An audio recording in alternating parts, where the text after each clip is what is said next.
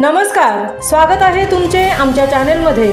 आवाज महामुंबईचा, शोध बातमीचा, कौल मनाचा। चला तर मग आमचे चॅनेल शेअर करा, लाईक करा आणि सबस्क्राइब करा। धन्यवाद। महाड-विन्हेरे मार्गावर पुन्हा एसटी बस घसरली, सुदैवाने जीवितहानी टळली।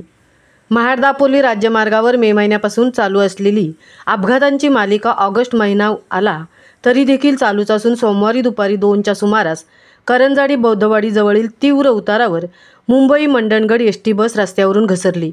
सुदैवाने जीवितहानी टळली असली तरी नेमका अपघात रस्त्याच्या गुळगुळीतपणामुळे की अन्य कारणामुळे याबाबत मात्र शंका व्यक्त केली जात आहे।